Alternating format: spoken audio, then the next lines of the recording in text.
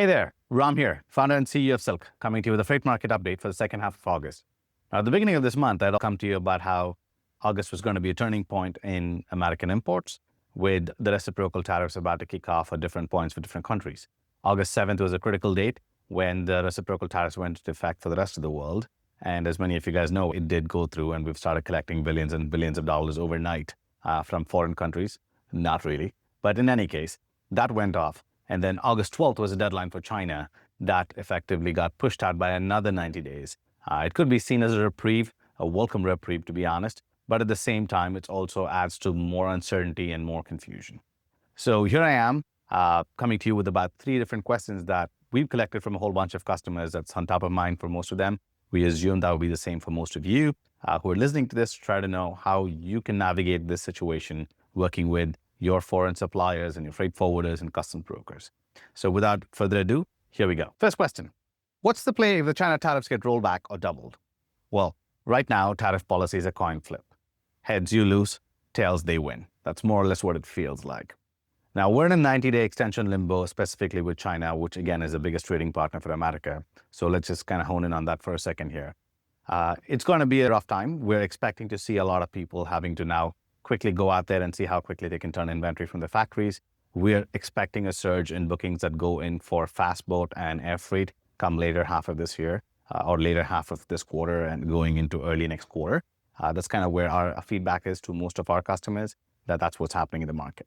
Now, on the flip side, quotes are hearing challenges. And yes, there are funds out there buying rights to refunds. And if you haven't noticed, you should go read some articles on The Wired about how our Treasury Secretary, Howard Lutnick's previous company, Cantor Fitzgerald, is out there buying rights to your refund at 30 cents, 40 cents on the dollar. And they've already struck deals for millions of dollars at this point. So there is a chance that all of this goes away. But hope isn't necessarily a strategy, so we got to figure out what we're going to do about it. At this point, Maersk pegs the effective U.S. import tariff at about 24% as of July 31st. Now, that's average across all the containers coming in, across all the different parts of the world that they're moving in.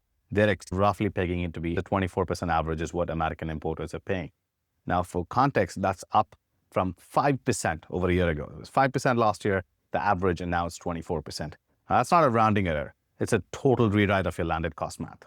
So what can you do at this point if you're an importer? Well, you got to be running 2 playbooks. One, assuming there's a rollback. One, for escalation if you're back to 145% as it used to be. You're betting the farm on a single outcome here. That's going to be a problem. So you're going to have to figure out how you're going to balance this. Our recommendation to our customers are break your POs into chunks. Now, everybody hates split POs, but I don't know if it really cares so much about what we hate at this point. We got to figure out how to survive this. So break POs into chunks. You model both cases and keep the options open for you to pivot mid-quarter one way or the other. You want to start talking about moving some cargo via air freight and then following it up with sea freight in the event that you want to manage costs a little bit more efficiently, but you're going to have to break them into chunks so you kind of are not stuck with a whole big amount of inventory showing up at the ports in the US, and now all of a sudden you're paying 145% because that was the effective rate that was posted on Truth Social the last night. So just to kind of end that there, the winners aren't the ones who are going to guess it right now. The winners are the ones who are going to have options and are able to stay liquid amongst all this craziness in the market. So that's kind of our feedback to most of our customers. Split your POs, make them smaller, and have a regular flow of inventory coming in.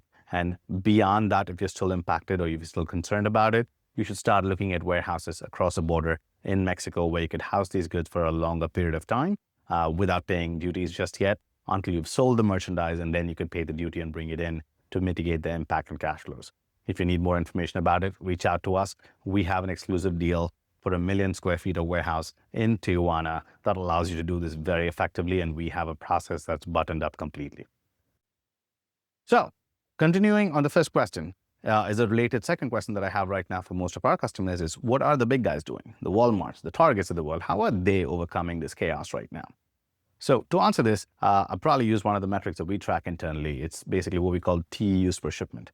Now, we pull data from Global Manifests and a whole bunch of other data sources. Now, for all intents and purposes here, and many of you guys know, a TEU is a 20-foot equivalent unit or a 20-foot container in simple terms. So it's very common for large importers to put multiple containers on a bill of lading. Walmart would put 10, 20 TEUs on a bill of lading, and that's not uncommon. So what's going on with that particular metric? Between first half of 2024 and first half of 2025, we're seeing a 36% drop. A 36% drop in the average number of TEUs per shipment. So to put that in context again, if Walmart shipped 10 containers on a bill of lading in the first half of 2024, right now they're shipping 6 or 7 containers per bill of lading on average. That's interesting. That's not random noise. That's basically importers re-architecting their entire playbook over here. We're seeing POs get split, staggered arrivals. They're trying to diversify risk as much as they can to dodge these duty spikes that might be up before you know it. The container could be in the water. We don't have clarity on whether any new tariff getting implemented is for whatever's on the water or whatever is not departed. There's kind of, the answers are here and there. We've heard mixed things at this point. Now, as a result, at this point, we're seeing, again, the big guys are also moving in the direction of keeping their shipments small and bite-sized and kind of moving them and staggering the cargo coming in. Now, your per unit freight cost might creep up, but in a world where the tariff baseline is 24%, or at least that's what Maersk is saying, having flexibility is probably the way to go right now. So again, to re-emphasize what I said earlier, you might want to think about breaking down your POs into smaller pieces. You got to be one step ahead. You got to keep inventory ready at the factory. You got to have small bits and pieces moving. So when you find the right window, you want to be able to move inventory quickly. At the same time, you also want to de-risk as much as you can and be prepared for what's to come. All right. So last question. What's my window to ship before the ocean freight market goes crazy? Now, again, we've all been in a little bit of a calm. It could be perceived as the calm before the storm necessarily, or is there even a storm coming? Because we don't know. There's a lot of uncertainty. And also, not to mention, there's an insane amount of capacity that got added. Fleet capacity is up 8% year over year. Demolitions are negligible. And the Shanghai Container Freight Index, that's one of the indexes that we all rely on, is still down 37% year over year. Now, that's a lot of, signs that the ocean freight market is not going anywhere. You're going to find capacity, which today, if you ask me, is the case. You should not have any issues getting space out of any port in the world at this point coming into the United States. It's pretty open out there. And the carriers themselves, Maersk reported earnings, CMA reported earnings. Everybody's saying the same thing. Volumes are down. It's going to be fine. But reading between the lines here, what's going on? Well, across the board, we've seen a drop in volumes between last year and this year. We've seen short spikes. Like, for example, July, we saw a spike in the amount of containers came into America. Now, to be clear, those are all containers that departed, Asia in, let's call it late May, early June. So it's not like July, suddenly everybody started to ship. Those guys made the decision a lot earlier. That's why we saw the spike. So what is the expectation? What do you think is going to happen?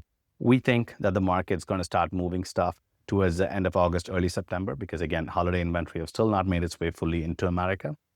So we still probably have another 4 weeks, I would say, at best, before the market starts tilting a little bit. We expect to see a little bit more demand for fast boats and definitely a little bit more demand for air freight, trying to get in, cram in inventory before the November 11th deadline that has been passed out right now from the White House. So we're going to see a lot of interesting trends happening. There is going to be a little bit of chaos. So plan ahead. Talk to your forwarder and definitely talk to your customs broker. One of the other things that we found out is that across the board, across all forwarders, customs revenue is up. What does that mean? If they're not shipping, why are they spending more money on customs? Like, you're not clearing customs of that many shipments. Well, it's because everybody's turning into an advisor. Everybody's paying for advice. So talk to your freight forwarder, talk to your customs broker, spend some time, do what they call duty engineering right now to get a better grasp over how to bring in your inventory without hurting as much. Is there any small tweaks you can make to your product to achieve a lower rate necessarily? Now, that's a decision you have to make as an importer. And we're here all years trying to be there to give you support as you kind of go through this tough time together. With that, stay strong. I think there are some good times coming. There are indications of some stability coming into the market. Reach out to your forwarder. And if you don't have a good one, we're around. Talk to us. Thank you very much. Have a good day.